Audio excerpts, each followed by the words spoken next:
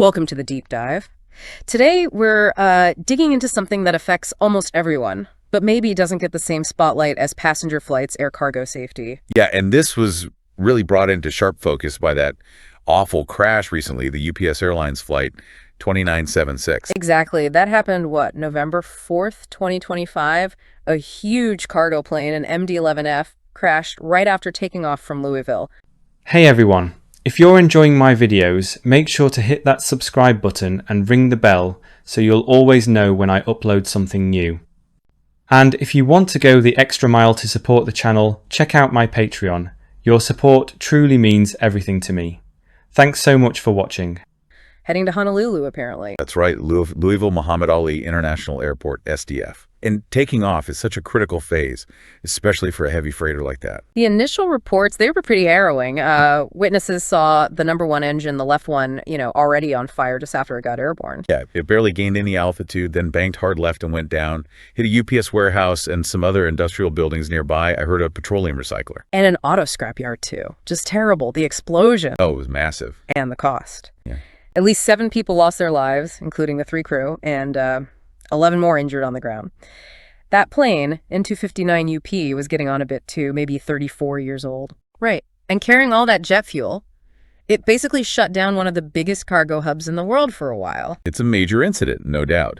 And while the NTSB and FAA will investigate specifics of this crash, we wanted to use it as a jumping off point. To look at the bigger picture, right? Are cargo flights inherently riskier? And if they are, well, why? Exactly. And for that, we actually dug up this fascinating older analysis. It's from the Netherlands Aerospace Center, the NLR. They did a deep statistical dive years ago, but its findings feel incredibly relevant today. So we're looking beyond the headlines, using this historical data to understand the, let's say, background risks. Precisely. It helps frame the whole conversation. Yeah. And a good place to start is maybe the aircraft itself, the MD-11. Okay, yeah. Let's talk about the MD-11 freighter, the MD-11F. This specific one was converted from a passenger jet, wasn't it? UPS got it back in 2006. That's right. First flew passengers in 91, I think. The MD-11 itself is, well, it's the biggest tri-jet airliner ever built. 3 engines, 1 in the tail. Kind of iconic looking. It was meant to be a modernized DC-10. Yeah. Stretched fuselage, updated glass cockpit needing only 2 pilots, those distinctive winglets for efficiency. But it was retired from passenger service quite a while ago. KLM was the last, maybe 2014. So most ended up as freighters, which tells you something about their age and role heavy lifting. Exactly. But here's where it gets really interesting from a safety perspective. The MD-11 has this reputation. It's linked directly to how it was designed. To save fuel, right. I heard they made some, let's say, bold choices. Bold is one word. They were really pushing for efficiency.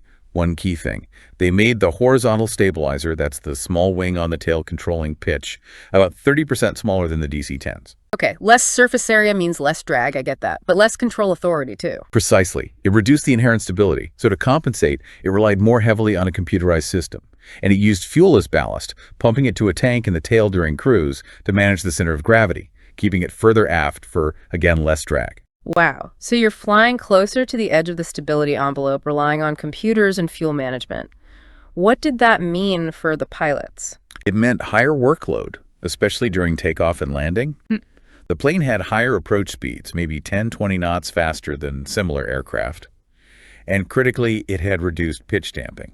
Pitch damping, meaning it didn't naturally resist going nose up or down as much? Exactly. Which made it prone to something called pilot-induced oscillation, or PIO. Basically, the pilot makes a correction, the plane reacts sharply, the pilot corrects again, and you can get into this unstable back-and-forth wobble. That sounds demanding, especially in already tricky phases of flight. It was notoriously demanding, required specific training. So you have this aircraft with known handling quirks operating in the cargo world. Okay, that sets the stage for the specific plane. Now let's zoom out to that NLR study you mentioned. What did their statistical analysis show about cargo versus passenger safety overall? They looked at accidents per million flights. They did. And the numbers are, frankly, stark. If you take the big scheduled passenger airlines as the benchmark, they're incredibly safe. Right. Major cargo operators, the big names flying large fleets like the one in Louisville, their accident rate was found to be more than 3 times higher. 3 times. Okay, that's significant. But wasn't there another category that was even worse? Oh, yeah.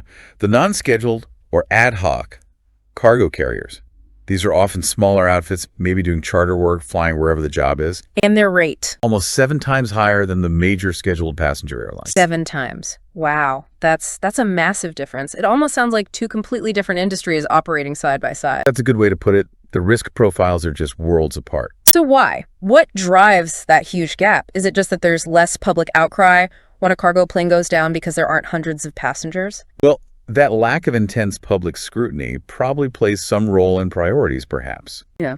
But the study pointed to more concrete operational and systemic factors. 2 big ones jumped out immediately. Okay, what were they? First, fleet age. Right. We touched on the MD-11 being older. Cargo planes are generally older conversions, aren't they? Significantly older. Mm. The NLR study found the average age of the Western-built cargo fleet they analyzed was climbing steadily. It went from about 14 years to 22 years over the period they studied. Meanwhile, the average passenger fleet age stayed pretty constant, around 10 years. Double the age. So you're flying equipment that's seen a lot more cycles, needs more maintenance, more careful watching. Exactly. Older, first-generation jets doing the bulk of the work, that inherently brings risk. Okay, age is one factor. What was the second big operational difference? Night flying. Think about it. When does your package need to move to get there by morning? Overnight. Makes sense. The data showed over half, more than 50% of cargo flights happen at night. Compare that to passenger flights, where it's only about 20%. And flying at night is inherently riskier. Fatigue, visibility. The study found a clear statistical link. Increased risk, specifically associated with cargo flights operating at night. So you've got older planes being flown during the body's natural low-witness period. It's a tough combination. Older planes flying at night. That paints a picture of a pretty demanding environment. Is this risk spread evenly around the world, or did the study find geographic hotspots? Definitely not spread evenly. The risk is concentrated. The study identified Asia, South America, and particularly Africa as having significantly worse safety records for cargo ops. Africa stood out, you said. Dramatically so. The accident rate for African cargo operations was incredibly high, nearly 17 accidents per million flights. Just way off the charts compared to somewhere like North America or Europe. 17 per million, that's staggering. Right. Is there a common denominator in these higher risk regions? What connects them? Yeah, the analysis drew a pretty clear line. Economic strength, or rather the lack of it. So poorer regions have worse safety records? Consistently.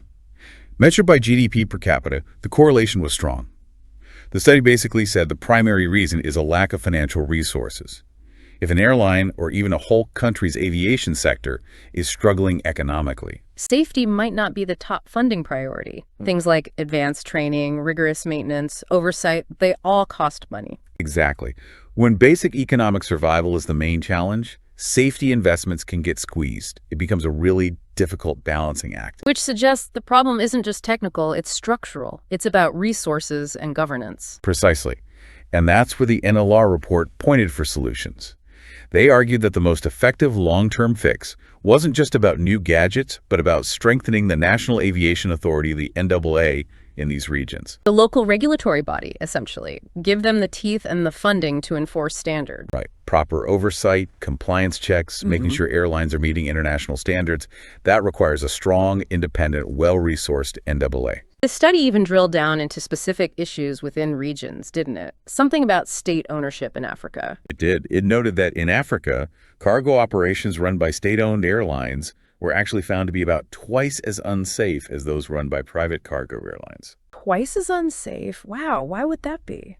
Well, the data doesn't give a definitive why, but the report suggested factors like potential corruption, maybe political interference or favoritism, perhaps less motivation compared to a private company focused on the bottom line, things that can undermine a strong safety culture. And they also found compliance issues more broadly with certain types of operators, particularly those ad hoc ones. Yes. International ramp inspections are called SAFA checks in Europe, consistently found that these non-scheduled ad hoc cargo operators were flagged for non-compliance with ICAO standards more often than other types of airlines. ICAO being the UN body setting global aviation standards. Correct. And sometimes these non-compliance issues involved older Russian-designed aircraft, which can sometimes present challenges in terms of standardization with maintenance and parts compared to, say, Boeing or Airbus fleets. Okay, so we have older planes, night flying, economic pressures, regulatory challenges. Does this mean cargo planes crash for fundamentally different reasons than passenger planes? Like, are fires from hazardous materials a much bigger cause, for example? You'd think so, maybe. But surprisingly, the NLR analysis found that wasn't really the case. When they looked at the types of accidents, things like controlled flight into terrain, engine failures, loss of control in flight, the relative distribution was pretty similar between cargo and passenger flights. Huh. So collisions with the ground, for instance, were about the same percentage for both. Yeah, around 26% for both categories, if I remember correctly. So the higher accident rate for cargo isn't because they're suffering some unique kind of catastrophe more often. It's more that the overall risk level is higher, so all types of common aviation accidents just happen more frequently. That seems to be the implication. It's the accumulation of all those risk factors. The age, the night ops, maybe the demanding aircraft types like the MD-11 that just raises the probability across the board. But you said there was one crucial difference in the accident profile. Yes, the flight phase. Cargo accidents were found to occur more frequently during the takeoff and initial climb phases compared to passenger operations. Takeoff and climb. And that brings us right back to the UPS crash in Louisville, which happened exactly then, moments after liftoff. Exactly. It fits that statistical pattern. And you have to consider cargo-specific risks that are heightened during takeoff, too. Like what? Weight and balance. Cargo isn't always uniform like passengers. You can have heavy, oddly shaped items if the load isn't calculated correctly or secured properly, or if it shifts during that critical takeoff roll. That can dramatically affect the plane's stability and control when it's most vulnerable. Precisely. It puts huge pressure on the ground crews, the load masters, often working under time pressure, often at night, to get it exactly right every single time. One mistake there can have catastrophic consequences. So let's circle back to the big players, the integrators, as the report called them, UPS, FedEx, DHL. They operate huge, sophisticated networks. How do they fit into this picture? Are they closer to the passenger safety standard? They are definitely safer than the ad hoc operators. The study showed even within North America, ad hoc cargo was still about twice as risky as the major integrators. So yes, UPS and FedEx operate at a higher standard. But there's still cargo operators facing those same underlying pressures. Right. And even with sophisticated safety management systems, massive resources, and intense oversight, they're not immune. History shows that. UPS itself has had other tragic fatal accidents. Yeah, I remember the 747 freighter crash in Dubai back in 2010. That was a fire in the cargo hold involving lithium batteries, wasn't it? Led to cockpit smoke. It was a truly awful event. And then there was the A300 freighter crash in Birmingham, Alabama in 2013. That was linked more to an unstabilized approach, pilot fatigue playing a role. So even the biggest and arguably best operators face these inherent risks. Absolutely. Which makes this recent Louisville crash involving the MD-11 freighter feel like, well, almost a convergence of several known risk factors we've discussed. You mean the specific handling characteristics of the MD-11, especially on takeoff?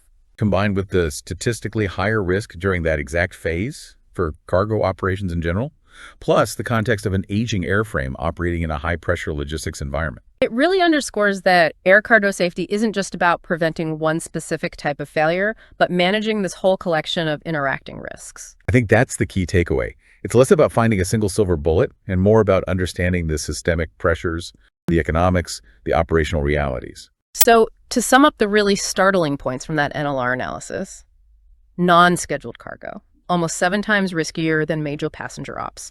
Major cargo, still 3 times riskier, driven largely by fleet age and the demands of night flying. And globally, the persistent safety gaps often link back to economic constraints, highlighting the critical need for strong, well-funded national aviation authorities to ensure compliance and oversight, especially in developing regions. Knowledge is one thing. Applying it through robust regulation is another. Which leaves us with a final thought for you, the listener. Historically, big leaps in aviation safety have often been driven by passenger tragedies, sparking public demand for change. But this deep dive shows cargo safety operates under a different, statistically riskier set of rules, often driven by economic factors and the relentless pressure of logistics. So here's the question. With global e-commerce booming, demanding ever faster delivery, how is that constant pressure influencing the safety calculations and financial trade-offs within the air cargo industry today? And what level of background risk are we, as consumers who benefit from that speed, perhaps unknowingly accepting?